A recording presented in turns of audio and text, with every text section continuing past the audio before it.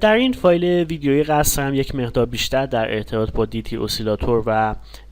اطلاعاتی که از این اندیکاتور میتونه به دست ما برسه صحبت کنم. همونطور که صحبت کردم دیتی اسیلاتور اندیکاتوری هست که توسط جناب آقای ماینر طراحی شده و مبتنی بر ترکیب اسیلاتورهای استوکاستیک و اسیلاتور RSI است. تفاوت اسیلاتورها و اندیکاتورها در این هستند که اندیکاتورها بر روی چارت قرار میگیرن و اسیلاتورها در پایین به صورت یک نوار ظاهر میشن و همونجوری که در شکل ویدیوی قبل دیدیم دیتی اسیلاتور یک اسیلاتور هست در واقع. اما اسیلاتورها خودشون دو دسته هستن. ما اسیلاتورهایی داریم که به صورت سنترال هستن، اصطلاحاً اسیلاتورهای مرکزی یا اسیلاتورهای سنترال. به اسیلاتورهایی گفته میشه که یک خط مرکزی دارن که اصطلاحاً به اون خط صفر هم اطلاق میشه، مانند مکدی، که در واقع زمانی که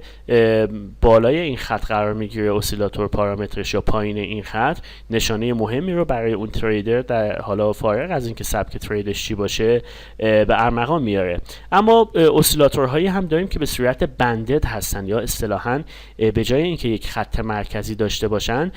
دو خط در پایین و بالا دارن یا اصطلاحاً دو باند دارن در پایین و بالای اسیلاتور. دیتی اسیلاتور در واقع در این دسته از اسیلاتورها قرار میگیره، یعنی یک اسیلاتور بندد هست. در اسیلاتورهایی که به صورت بانددار هستن، یک باند در پایین و یک باند در بالا، ما شاهی یک سری نواحی فوقانی و نواحی تحتانی هستیم که اصطلاحاً به ناحیه‌ای که در بالا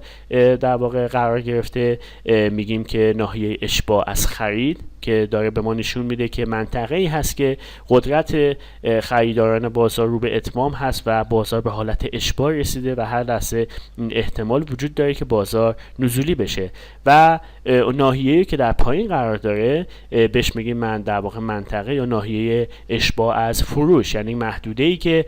هر لحظه ما این احتمال رو میدیم که در واقع روند نزولی فعلی بازار متوقف بشه و روند صعودی شروع بشه. در دیتی اسیلاتور ما برای شناسایی نواحی در واقع اشباع از خرید و نواحی اشباع از فروش از در واقع عددهای 25 و 75% استفاده میکنیم. بنابراین زمانی که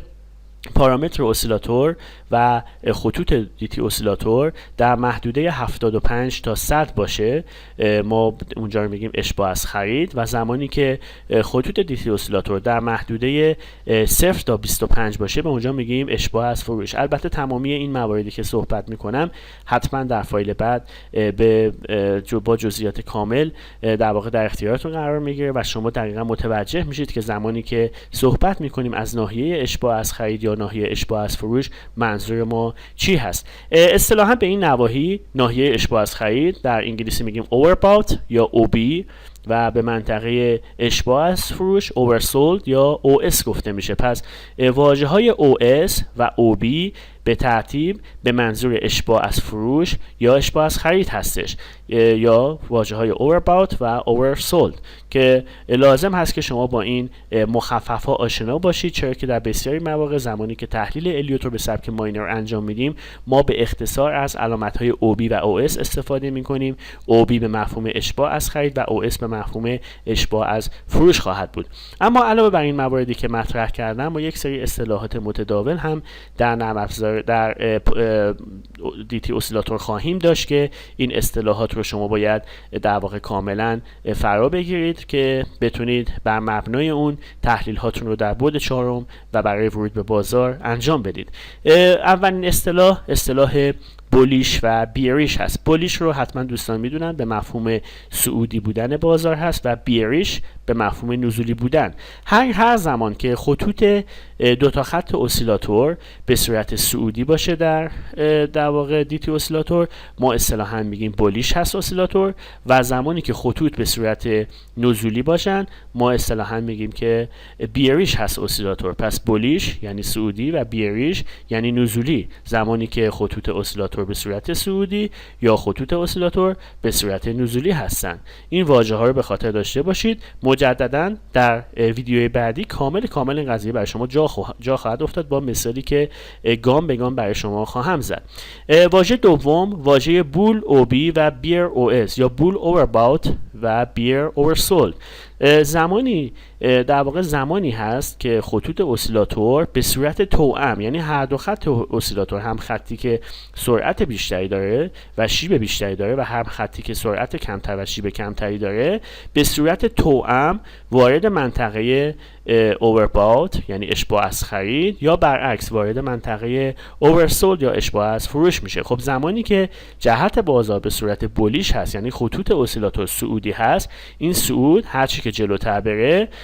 بالاخره به محدوده‌ای خواهد رسید که ابتدا خط در واقع فست لاین ما یا خط سریع ما وارد از مرز 75 رو رد میکنه و بعد از اون خط آهسته ما مرز 75 رو عبور خواهد کرد. زمانی که هر دو خط دیگه در بالای 75 قرار بگیرن، دیگه ما اصطلاحا نمیگیم بولیش هست بازار، چون که بازار در حالت اشباع قرار گرفته و ما میگیم که بازار بول اوورباوت هست، یعنی بازار به صورت صعودی هست که در منطقه اشباع هست. یا برعکس زمانی که دو خط اسیلاتور به صورت نزولی بودن، ما میگفتیم در واقع اسیلاتور بیریش هست. این قضیه رو تا زمانی ادامه پیدا میکنه که ابتدا خط سریع و سپس خط آهسته از مرز 25 عبور کنن و پایین تر از 25 بیان و در نتیجه در این حالت ما میگیم بازار اصطلاحاً بیر او اس یا بیر اوورسولد هست، یعنی بازاری که تا چند در واقع یکی دو کندل قبل به صورت نزولی بود، الان در حالت به صورت نزولی هست که در منطقه اشباع از فروش قرار داره. این در واقع بسیار اهمیت داره که شما با این واژه ها به درستی ارتباط برقرار کنید و سعی کنید از همین ابتدا این واژه ها رو به درستی در تحلیل هاتون و کارهاتون استفاده کنید، چون که استراتژی که برای فرض کنید یک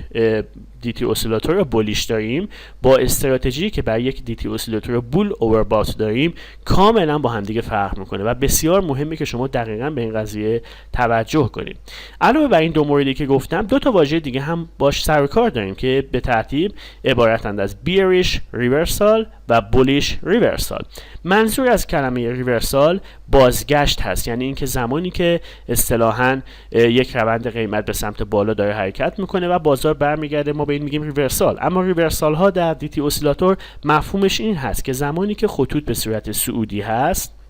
فرضاً و این خطوط وارد منطقه اشباع از خرید میشه، خب حالا در اینجا یک کراس اتفاق میفته، یک تقاطع اتفاق میفته و جهت خطوط به سمت پایین تغییر پیدا میکنه. این رو قطع کردن این دو خط آهسته و سریع که باعث میشه جهت خطوط به سمت پایین عوض بشه، ما اصطلاحاً بهش میگیم بیریش ریورسال، یعنی بازار چرخش میکنه به سمت نزولی بودن. و اگر یک بازاری به طور مثال در ابتدا بیریش باشه، یعنی جهت خطوط نزولی باشه، بعد یواش یواش که ما جلوتر میریم میبینیم که هر دو خط وارد محدوده 25 یعنی پایین تر از 25 قرار میگیره، در اون حالت ما به بازار میگیم اصطلاحاً از بیریش به بیر اوورسولد تغییر ماهیت داد و بعد از اینکه وارد بیر اوورسولد شد باید منتظر بشیم که سر بازار به سمت بالا کج بشه و اون خطوط سریع و آهسته هم دیگر رو قطع کنن. در این حالت اصطلاحاً میگیم بازار در واقع یک چرخشی رو به سمت صعود انجام داد که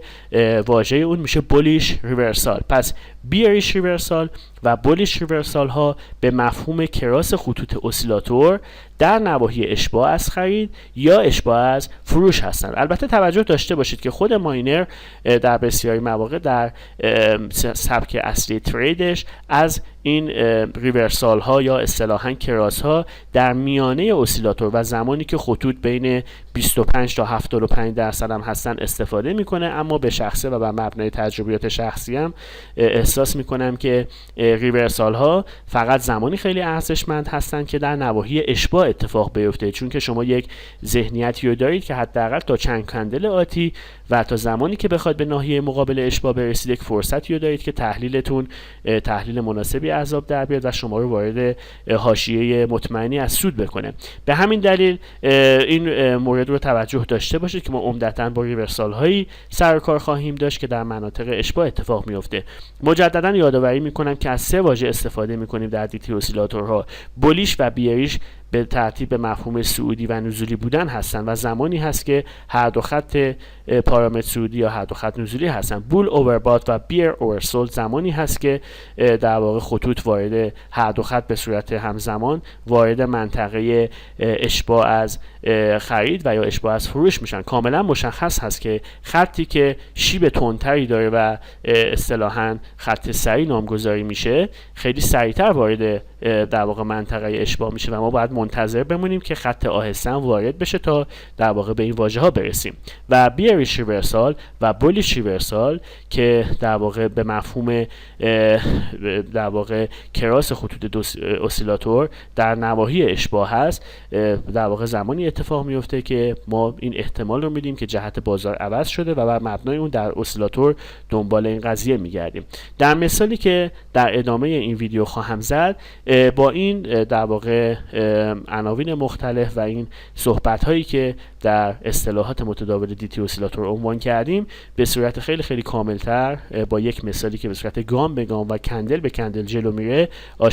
آشنا میشید تا بهتر بتونید از این موارد در تحلیلاتون استفاده کنید.